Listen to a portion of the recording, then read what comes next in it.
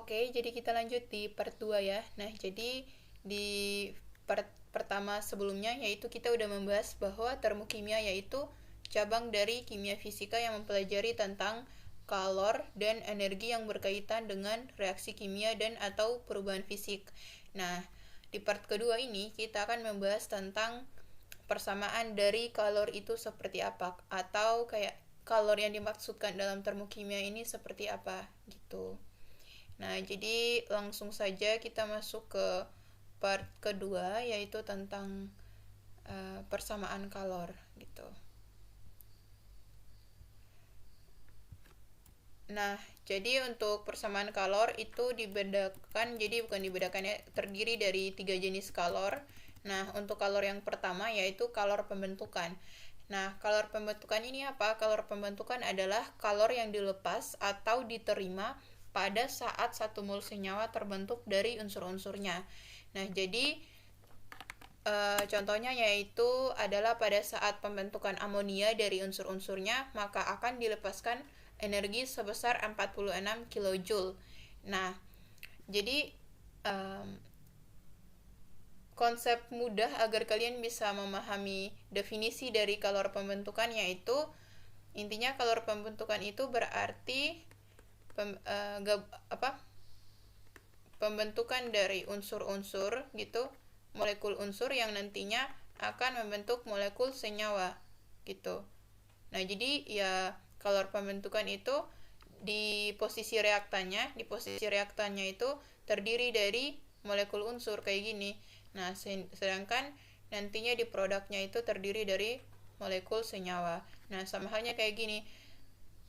Untuk yang contoh pembentukan amonia, di pembentukan amonia ini kan molekul unsur nitrogen, gas nitrogen dan juga gas hidrogen gitu. Nah, contoh lainnya yaitu pembentukan air gitu kan, terdiri dari H2O plus O2 menghasilkan H2O. Sedangkan pembentukan NH3 dia terdiri dari N2 dan juga H2 gitu. Nah, jadi kalor pembentukan ini adalah ingat kalor yang dilepas atau diterima pada saat 1 mol senyawa terbentuk dari unsur-unsurnya gitu. Jadi maka karena di sini kan definisi di sini ialah 1 mol senyawa. Nah, maka kalian harus pahami nih 1 mol senyawa, maka koefisien untuk produk dari suatu senyawa yang terbentuk dia itu harus berjumlah 1 gitu. Jadi kalau misalnya kalian buatnya kayak gini, N2 ditambah 3H2 menghasilkan 2NH3 kayak gini kan biasanya, kayak gini, N2 plus 3H2 menghasilkan 2NH3. Nah, reaksi ini masih belum dikatakan benar gitu untuk mendefinisikan dari kalor pembentukan, karena kalor pembentukan ini ialah kalor yang dilepas atau diterima pada saat 1 mol senyawa terbentuk dari unsur-unsurnya. Nah, karena koefisien produk yang terbentuk ini kan NH3 nih. Nah, terus koefisien yang terbentuk di sini kan 2. Nah, tidak boleh berdasarkan definisinya yaitu ialah 1 mol senyawa. Berarti kalian harus merubah atau gimana sih caranya agar 2 ini dia bisa menjadi 1 koefisiennya gitu. Nah, sehingga otomatis semua koefisien yang ada pada persamaan ini kalian bagi dengan 2. Nah, maka jadilah, karena ini kan yang tadi 1N2 nih, maka jadi 1/2N2 ditambah 3. 3 kan dibagi 2, maka jadi 1/2 gitu kan. Kemudian 2 bagi 2 ya dapatnya 1. Nah, ini baru benar gitu, bahwa kalor pembentukan itu pada saat 1 mol senyawanya itu dilepas atau diterima gitu. Nah, kemudian untuk kalor pembentukan ini kan dia akan pada kalor pembentukan amoniak, nah dia akan melepaskan energi sebesar 46 kJ. Nah, kalian harus pahami kalimat ini. Kalau kalimat itu dia menyatakan bahwa melepaskan energi, melepaskan energi itu artinya bahwa perubahan entalpi yang dihasilkan yaitu dalam bentuk negatif.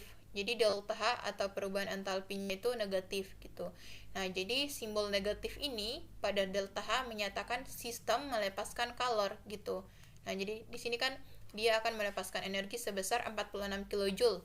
Nah, berarti delta H-nya itu minus karena dia melepaskan kalornya sebesar 46 kJ per mol gitu. Kemudian jenis kalor yang berikutnya yaitu kalor penguraian. Nah, kalor penguraian ini merupakan kebalikan dari kalor pembentukan. Nah, kalau kalor pembentukan sebelumnya itu berarti unsur yang nantinya akan membentuk suatu senyawa. Nah, sedangkan kalor penguraian ini berarti kebalikan. Misalnya, yang tadi kan di sini contohnya yaitu kayak gini kan. Nah, maka untuk kalor penguraiannya yaitu CnH3 nantinya akan diuraikan menjadi N2 plus H2 gitu. Nanti koefisiennya tinggal disetarakan. Yang perlu diingat NH3 ini dia tuh harus itu juga 1 mol senyawa kayak gitu. Nah, itu perbedaannya. Nah, untuk kalor penguraian lebih jelasnya itu ialah kalor yang dilepas atau diterima pada saat 1 mol senyawa terurai menjadi unsur-unsur pembentuknya gitu. Jadi ya kalor penguraian berarti reaksi itu dia terurai. Tetapi ingat reaktannya 1 mol reaktan senyawa reaktannya itu harus memiliki jumlahnya yaitu 1 mol. Berarti koefisiennya juga itu harus 1. Nah, contohnya itu adalah peruraian dari asam fluorida menjadi unsur-unsurnya yang membutuhkan kalor sebesar 271 kJ. Nah, sehingga ini kan asam fluorida ini dia terurai. Nah, otomatis terurai menjadi gas hidrogen dan juga gas fluorin. Nah, ingat HF di sini dia itu harus memiliki koefisiennya itu 1. Nah, bukan seperti gini. Kayak 2HF terus nantinya akan menghasilkan H2 plus F2 kayak gini, bukan. Karena definisi di sini ialah 1 mol senyawa. 1 mol senyawa yang terurai berarti HF ini harus berjumlah 1 mol sehingga di sini semuanya dibagi dengan 2 gitu. Jadi makanya di sini 1 HF menghasilkan 1/2H2 dan 1/2 F2. Nah, kalau untuk kalor pembentukan yang tadi yaitu dia itu akan melepaskan energi sebesar 46 kJ. Nah, kalau melepaskan energi berarti delta H-nya negatif. Oke, artinya sistem melepaskan kalor. Nah, sehingga kebalikannya dari kalor penguraian yaitu dia membutuhkan kalor. Nih, contohnya adalah peruraian asam fluorida menjadi unsur-unsurnya yang membutuhkan kalor kalor sebesar 271 kJ. Nah, jadi karena dia membutuhkan kalor, maka delta H-nya di sini yaitu positif. Nah, jadi simbol positif ini menyatakan sistem menerima atau membutuhkan kalor gitu. Nah, kemudian jenis kalor berikutnya yaitu kalor pembakaran. Nah, jadi kalor pembakaran adalah kalor yang dilepaskan pada saat 1 mol senyawa dibakar menggunakan oksigen. Nah, jadi kalor pembakaran ini, reaksi pembakaran yang dimaksudkan ini berarti ada 1 mol senyawa, oke, 1 mol senyawa gitu, yang dibakar dengan oksigen. Jadi, misalnya senyawanya yaitu X, nantinya akan ditambahkan dengan O2. Nah, O2 ini artinya ya si X-nya ini sudah mengalami reaksi pembakaran yang nantinya ini atau ya produknya seperti apa. Nah, di sini contohnya yaitu misalnya 1 mol senyawa ini ialah untuk 1 mol senyawa dari CH4 metana. Nah, CH4 ditambah 2O2 menghasilkan CO2 plus H2O dengan delta H-nya itu plus minus 802 kJ per mol gitu. Jadi delta H di sini ya tergantung gitu, bisa plus atau juga bisa minus. Nah, ingat bahwa untuk persamaan reaksi dari kalor pembakaran juga senyawa yang dibakar ini harus memiliki koefisiennya itu 1 karena pada saat 1 mol senyawa gitu.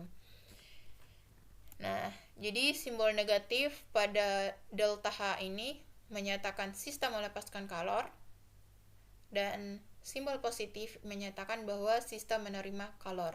Jadi berdasarkan penjelasan sebelumnya juga ya, bahwa positif ini artinya sistem menerima atau membutuhkan kalor, sedangkan tanda negatif artinya sistem melepaskan kalor delta H, perubahan entalpi gitu.